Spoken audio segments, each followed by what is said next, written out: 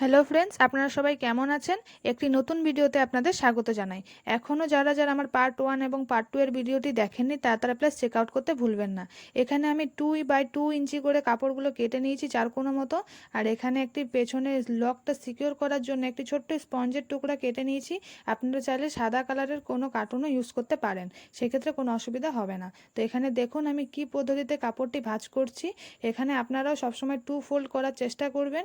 আর একটিকে আর আপনাকে ভাঁজ করাটা আমি আবার দেখিয়ে দিচ্ছি। দেখুন, প্রথমে একদিকে তারপরে আরেক দিকে ভাঁজ করে এটিকে 2 ভাঁজ করে নিয়ে এটিকে ঠিক তার উল্টা ডাইরেকশনে সেট করতে হবে।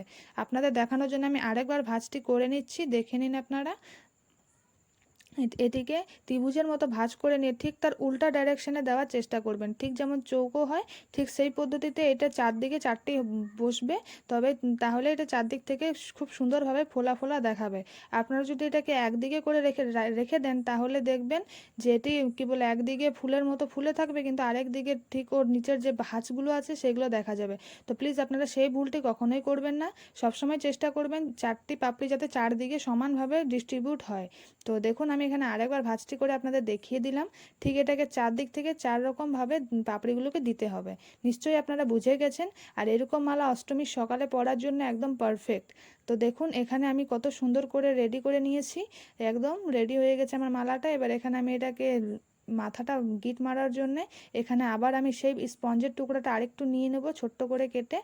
আর এটা সবসময় যদি আপনারা এই স্পঞ্জগুলো নিন তো লাল লাল দিকটা ভেতর দিকে দেবে। তাহলে কি হবে, সাদা দিকটা বাইরের দিকে থাকবে, তো বাইরে থেকে লাল দিকটা কোনো দেখাবে না। তো দেখুন এখানে আমি ভালো করে সেট করে নিয়েছি।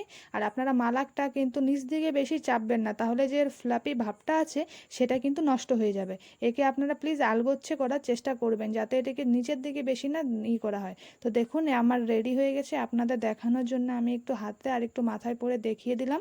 আমার ভিডিও যদি আপনাদের ভালো লেগে থাকে তো প্লিজ লাইক, কমেন্ট, শেয়ার এবং আমার চ্যানেলটিকে সাবস্ক্রাইব করতে ভুলবেন না। ধন্যবাদ।